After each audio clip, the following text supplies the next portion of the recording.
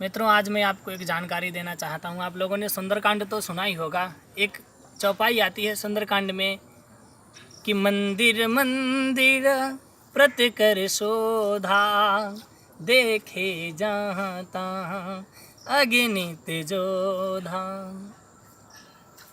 मंदिर मंदिर प्रति कर शोधा।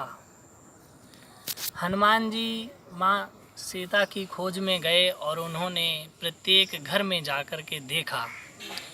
यहाँ तक लिखा है कि गयो दशानन मंदिर माही। रावण के भी घर में गया, रावण सोता रहा और देख करके चले आए। लेकिन सुंदरकांड से पहले एक किष्किंधा कांड भी आपने सुना होगा।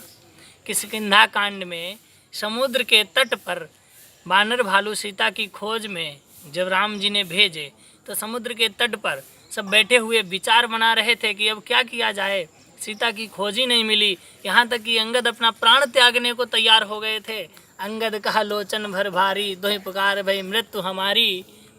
यहाँ न सुधि सीता के पाए, वहाँ गए मरिहें कपिराए। यहाँ सीता की सुधि नहीं मिली तो मर रहे हैं भूख प्यासे। और वहाँ सुग्रीव ने कह दिया था कि अगर सुध लेके नहीं आए तो तुम्हें जिंदा नहीं छोड़ूंगा। तो दोनों प्रकार से मेरी मृत्यु है। जब अंगद का दुख देखा तो जामवंत अंगद दुख देखी और कही कथा उपदेश विशेषी। उपदेश देने लगे कि वानरों, हम सब सेवक अति बड़भागी, संतत सगुण ब्रह्म अनुरागी। हमारा ये सौभाग्य है जो उनकी सेवा करने का अवसर मिला है। उनके काम काज के लिए अगर हमारा तन भी चला जाए ना तो कोई परवाह नहीं। राम काज कारण तन त्यागी। और देखिए उस जटाई को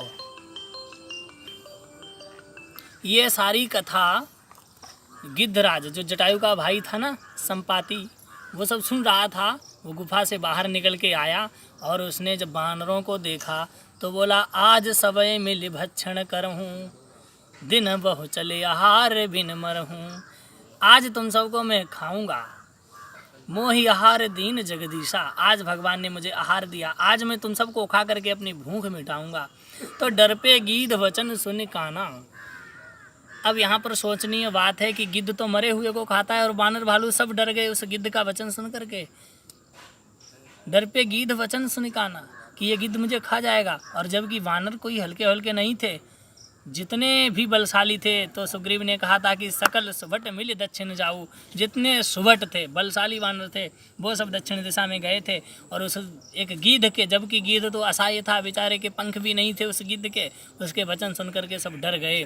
डर पे गीध वचन सुन काना और अब भा मरम सत्य हम जाना, कि अब तो निश्चित मरेंगे।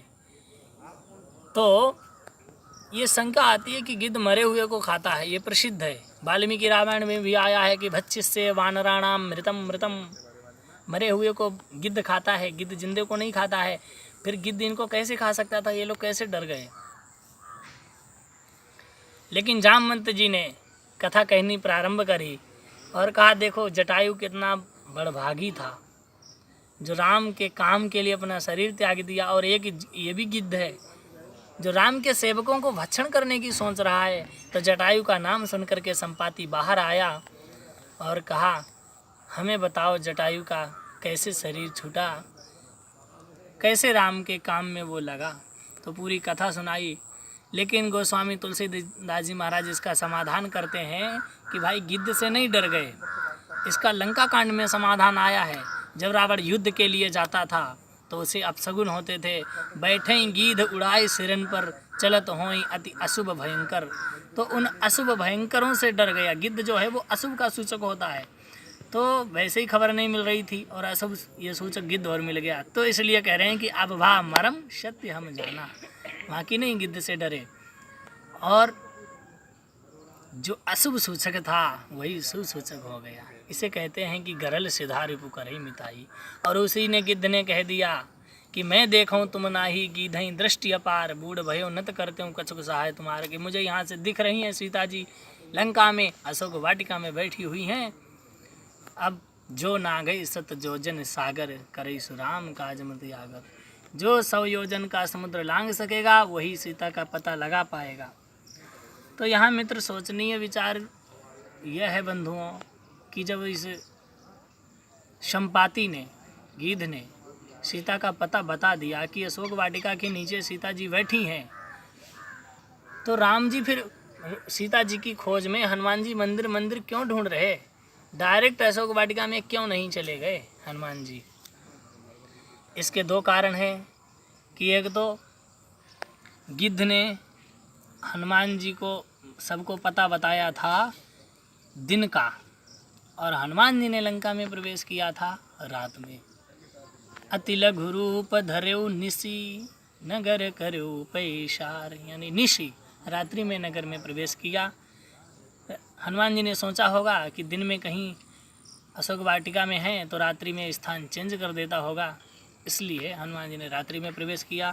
दूसरा कारण यह है कि जो स्वयं प्रभा स्त्री मिली थी गुफा में जब गए थे, तो उसने कहा था कि तुम सब नेत्र बंद कर लो और मैं अपने योग बल से तुमको समुद्र तट पर पहुंचा देंगे।